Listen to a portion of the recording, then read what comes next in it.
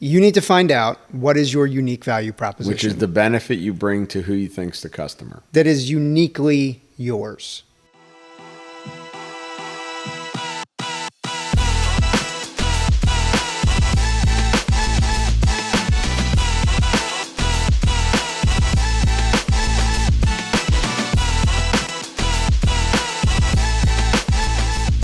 We're back again. No Followers Podcast. Bob stuck with T. You're welcome. You are welcome. I am just going to rant. I'm going to do a T rant for 2 seconds. I brought some very nice koozies, and there's no beverages here there are beverages for me to partake of. We have never in the history of the show had bottles. Yes, we did. I don't think so. I think so. We can roll tape on this. We can check tape. I will check tape in the edit room. There are cans of beverages. Aplenty. They don't match my level of that we have drinking proficiency. Business expensed for your listen. For your enjoyment. It's 100 degrees in here. All right. I am in my golf attire. You don't golf. I do golf. I'm hitting the links right after this. It's actually mini golf course. That's not the links. That is the links. There's 18 of them. It's not the links isn't defined by number. I have to go through a course. It's a link. I'm going to dominate. Anyways, there's plenty of beer. No fabrication shop is ever without beer. Okay. Well, I still have my koozies first of all, empty. I don't even know what that small one is. It's the Yankees. That's meant to fit what? A child's bottle? That's how I drink. A Coronita? I like Coronitas. You and my wife, man. Unbelievable. Give that. It looks like a small cardigan for a little tiny bottle. Next episode, I'm going to have you wear it.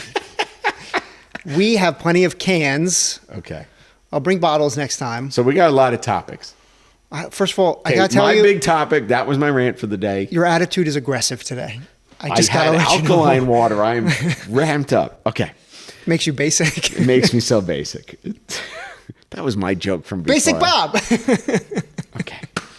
So people want to know things. Yeah, obviously. And they're sending me DMs because they never talk to you. I don't know why they send you, why they think you know.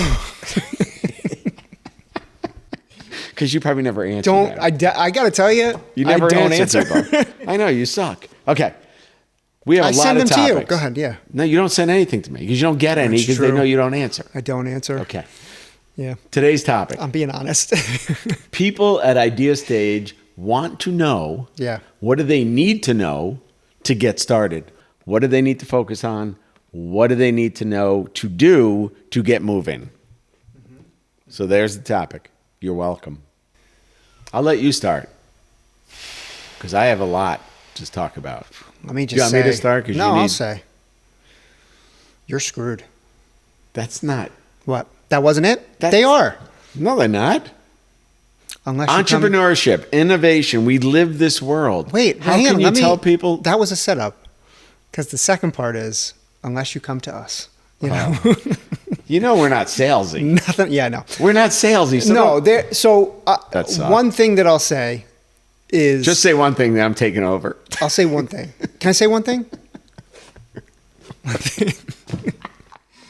The one thing is focus on the immediate task ahead of you. That is something I struggle with and have struggled with and continue to struggle with. When you get bogged down in the enormity of what you're doing, it can be both overwhelming and also you can find yourself stagnant, right? So you can go, well, I need to do all these things.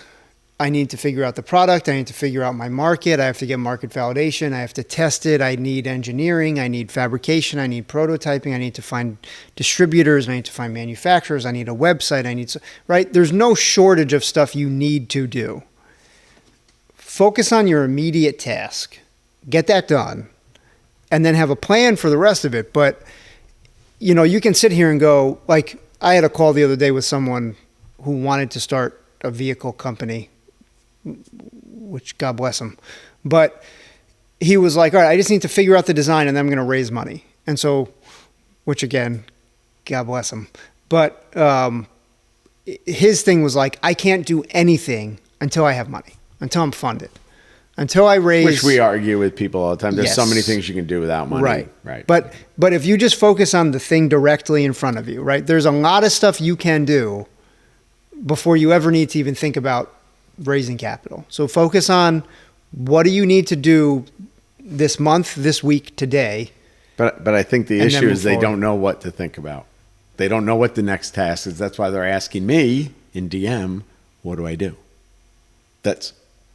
So thank you for that generic answer, T. I appreciate that. That's not a generic answer. It's a real answer. Well, that talks about the sprint model we always talk about. But I think if you have an idea, the first thing you have to do is go through the 3-step model we use that I think I created, by the way. Here we go. What problem are you solving? You probably never heard that before. Yeah. Okay, so we're going to deal with an issue. What issue are you solving? Step 1 is an idea. Okay, you got that. How does your solution fix that? Number 2.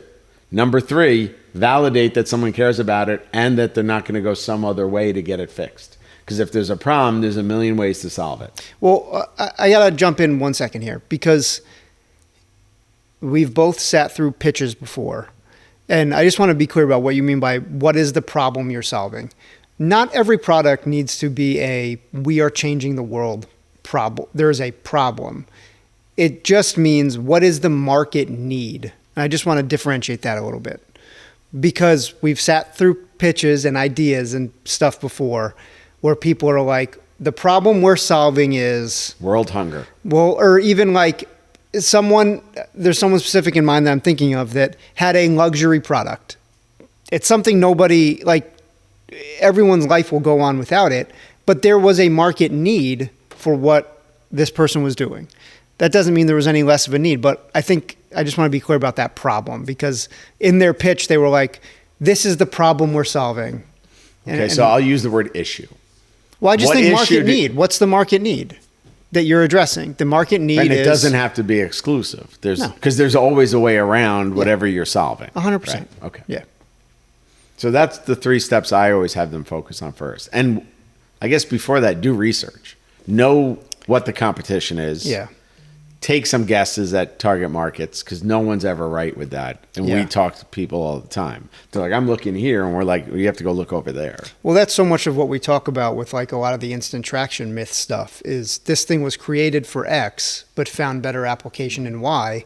And that's where it found commercial success. That's listening to the market, but that's steps ahead of where the idea stage is at.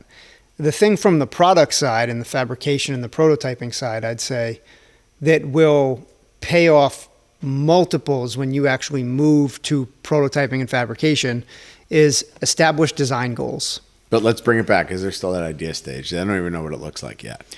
No, but I just mean that's related to the market need. Is what is your idea going to do? What are your design goals? What it's going to do is different than, but design goals to people listening are like, I got to figure out what it looks like. No, so thank you. First of all, let me begin by saying thank you for that, Bob. You should just thank me for a lot of things. Well, I'm not going to do that, but thank you for thank you for that clarification. It's a very valid point. Okay, you're validated. You're valid. Okay.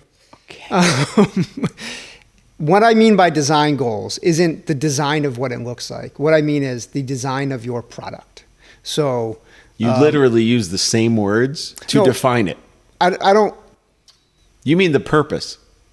That's all part of the design, right? So if I say I want to build, but we're talking to people that have never built anything, and they have an idea, and they hear design goals from you. You are the semi-master fabricator. I'm telling them what I mean. See how I gave you almost the title? Yeah. I'm telling them. Going Let me back tell to you the for people. validation. Okay? But use words they understand. I'm going to do one better. I'm going to give them an example.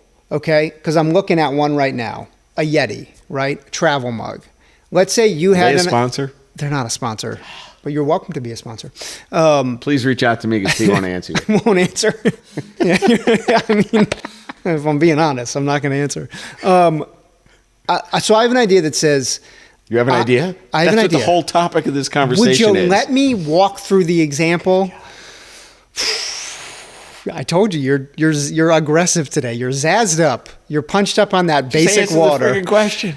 If your idea is for a travel mug, your design goals could be needs to fit in a car cup holder, needs to be able to keep something hot or cold for 4 hours, right?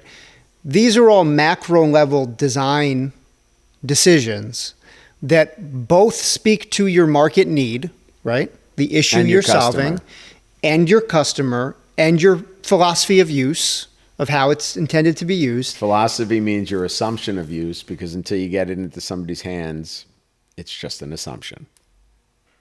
But these are all being clear. But these are all design goals, because then when you move to the next stage of prototyping, a qualified designer or fabricator will ask you, what does this thing need to do? And if you say it needs to look like a cup, right? So as you're saying design, meaning like the way it looks aesthetically, that's not what I mean. What I mean is, what is it meant to accomplish and what is important to you, and rank those things, because they might say, okay, well, to meet all those criteria and to do all this, it needs to be bing, bing, bing, bing. And if you know, well, that doesn't meet my goal of fitting in a cup holder, right? Those Stanley mugs that are super popular, that hold 490 ounces of water, right? Or your favorite beverage. Yeah. They are tapered at the bottom to fit in cup holders. If you have an idea, you better do research first, because the first thing we do when you come to us is ask questions, because we do the research before you get here. Well, and all of it's getting to not only what are your differentiators, but the thing that, in my opinion, you ultimately want to get to is, what is your unique value proposition? You're going to have competitors. You're going to have substitutes. We've said this 1,000 times. If you have the thought of, I'm the only one and that's why everyone will buy it, you might as well just stop. Don't even waste anybody's time. You need to find out, what is your unique value proposition? Which is the benefit you bring to who you think's the customer. That is uniquely yours. And that could be any number of things based on use, based on once it's actually used.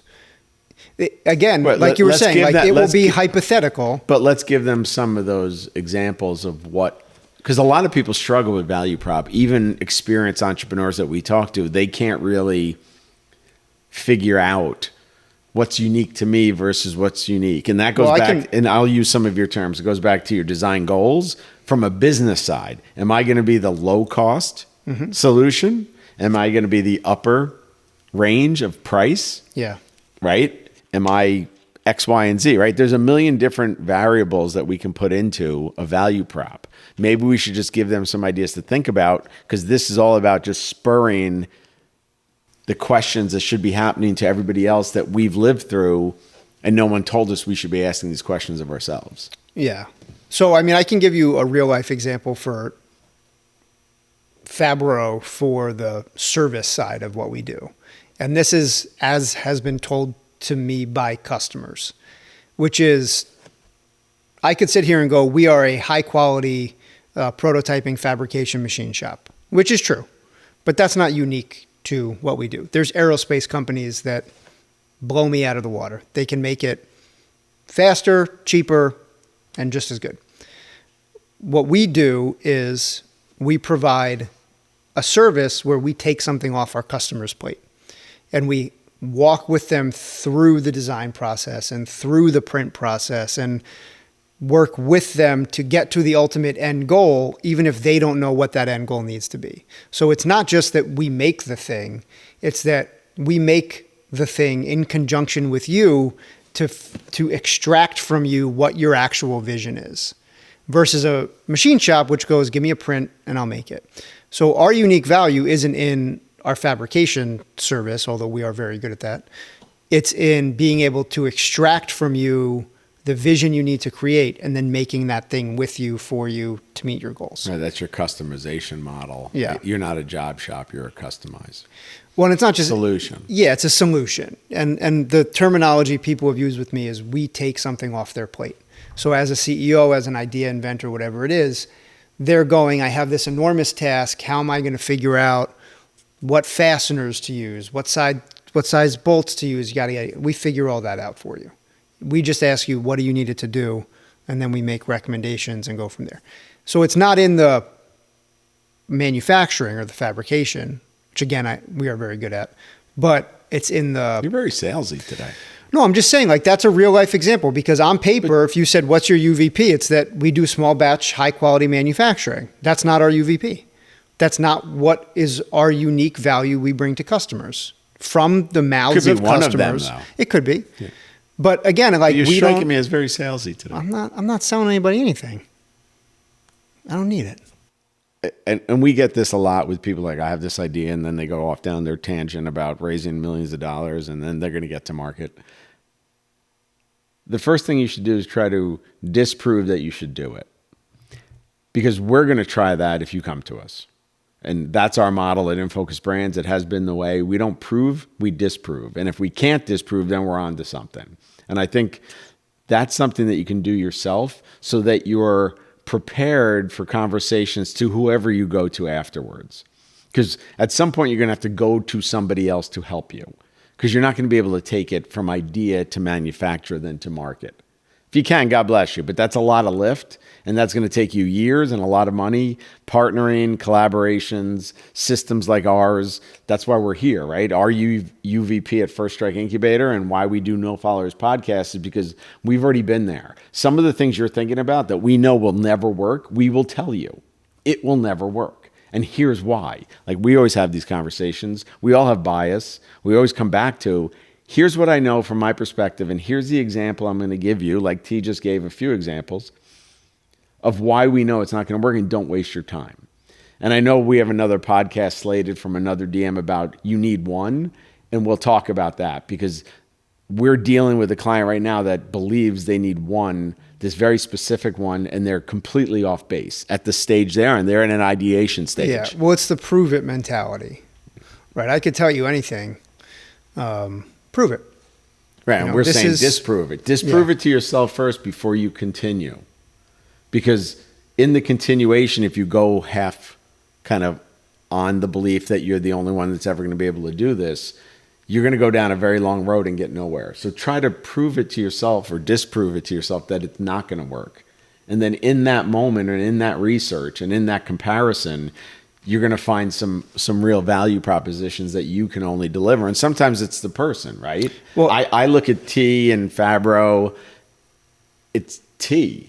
That's the unique value proposition here. People should at some point ask you hard questions. And we have been in meetings with people that no one ever asked them the hard question. And when we pushed back, they shut down. Because everyone wanted to be nice. And so if you do why shouldn't I do this? What can my product be replaced with? What are the faults in my product? Then when we ask you, or a VC asks you, or a customer asks you, because once someone gives you $1 for something, now you're beholden to deliver to them. And they will hold you to a standard that you say you can deliver. So if they say to you, hey, I bought this thing from you and it broke after 2 days, you can't just say to them, it's fine, don't worry about it. You have to be able to. So by disproving to yourself, you have the ability to answer those questions. And so the earlier you do that, the better off your product will be. And you'll know the landscape of where you fit in. You know, what do you do and what don't you do? Yeah, I'm always shocked about people that just want to be patted on the back. That's me. And that's just, to me and to T and to our people in all our companies, it's just a weird thought process. Like, you just want to be praised, but there's no place in this universe where you just get praise, and nor should you. So that's always something that you should think about. Do I need this for ego gratification? Because if it's your ego out front, that's going to get in a lot of issues, especially when you meet people who are trying to help you, and then you're just like, walk away, or I just shut down. I think the other thing you really have to do is talk to people about what you're trying to do without giving away any kind of secret intellectual property or design. Talk to them about what you're trying to do and see what they say back to you. Well, talk to people who are qualified. Well, no, talk to people you think you're going to sell it to. That's what I mean. Yeah, but that's target market. Yeah, but at first you can just talk to anybody and say, how do you solve this problem? Like, you don't have to say anything about what you're doing. You can just think of yourself as a reporter. Like, I'm just trying to get some answers, or as a detective. Yeah, but if they're not, I'm going to push back on that, if I may. You can push back all you want. If they're not when I say qualified, I don't mean like they have a track record. I mean that they are qualified to talk on the subject, right? If I ask you how you would solve a motorcycle problem and you have no interest in motorcycles, have never ridden a motorcycle a day in your life, your opinion, whilst may still be valid, should get ranked. But or by weighted. asking that question to a lot of people just loosely, you start creating a trend of saying, these people, I know I should never waste my time target marketing them. Yeah. And let's go back to the cup.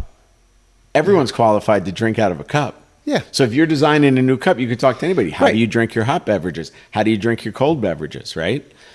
But that's specific to that product. So Yeah, that's but what I'm saying you can like, ask bigger questions, though, to try to get to that problem or the concept that your idea is going to be part of. Right, but I guess my point is, like, if I'm trying to design a new tool for doing heart valve replacement, you don't need my opinion.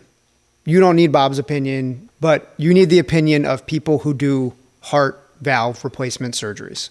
Right, but So, most like, of the people listening aren't doing biomedical, biotechnology stuff. Stick with me, Bob. Stick with I'm me. just saying. It's not about the industry. But It's we about want saying, them to get started of Yeah, just question. Okay, this they is need to idea get- stage people sitting in their Yeah, but they need to couch. get started in the right direction. They Okay, don't want but them. they just need to learn how to talk to people first. Well, I you mean, can fine tune it later if you don't know how honestly, to. if you don't know how to talk to people, Oh, come that's a on. different Most people problem. don't. Yeah, but that's a different issue.